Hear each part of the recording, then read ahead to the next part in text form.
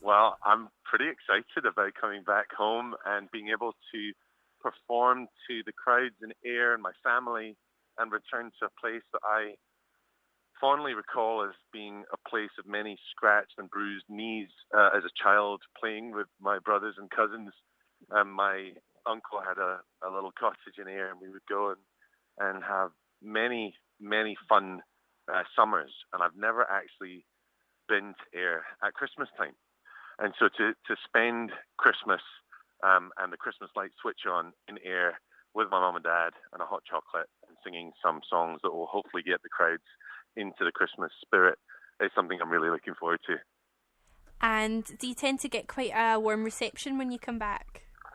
I just feel so lucky to be able to come back and be able to be warmly received, whether I'm flying into Glasgow or Edinburgh or Aberdeen, Dundee. I've been lucky to have performed to small crowds and big crowds, and regardless of the size of the crowd, I've been so lucky to have been so warmly received, and I'm just so grateful for everyone's support.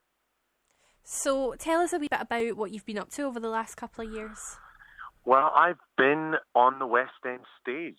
Last year I worked with Sir Tim Rice on a production of From Here to Eternity, based on the Academy Award-winning film with Burt Lancaster, and I was very fortunate to take on the role that he made famous, rolling about in the surf in Hawaii, that was based on the real lives and the stories of men and women that fought and died during the Pearl Harbor attack.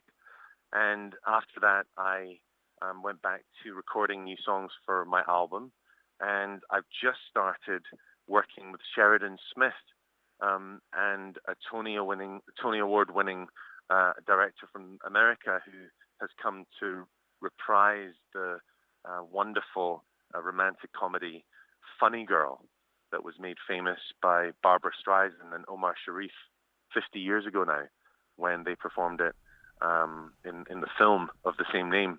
And so the Funny Girl rehearsals are going really well. Sheridan Smith is amazing, and it's great to work with a friend who is also just such a delight on stage. I loved watching her play Cilla Black and on the drama The C Word, and I just think she's a terrific actress.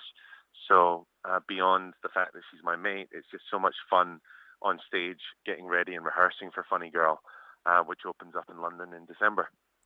Great, and you said you were working on a new album as well. Do you want to tell us a wee bit about that?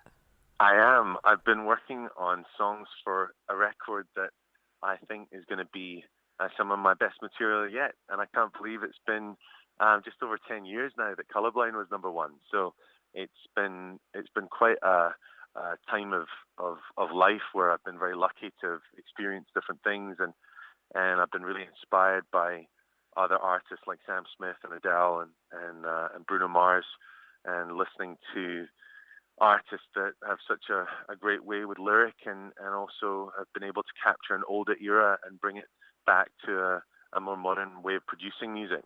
And so it's a record that I'll be releasing in 2016 after doing the run in Funny Girl.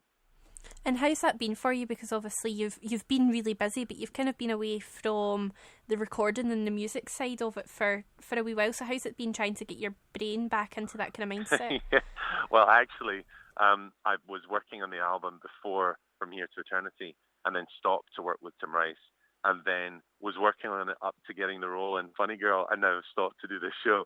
So it has been an opportunity for me over time to look at material, and I suppose when I think about my favorite albums and I look at the artists that have written and produced them, they're often albums that have taken an artist time to have been able to craft and analyze, different stages of their life and heartbreak and the highs and lows of life, and be able to put into words and music.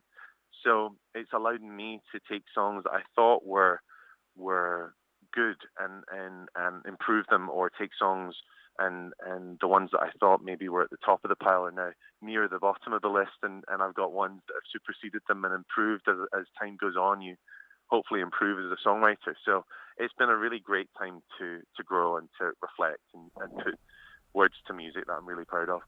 And is that why you think it's going to be some of your best work, because you've come away from it and went back to it and been able to kind of look at it with fresh eyes and things? Yeah, that, and whenever you play music to other artists and to producers that you respect, I've been lucky to work with Grammy-winning producer Steve Lillywhite, who produced U2.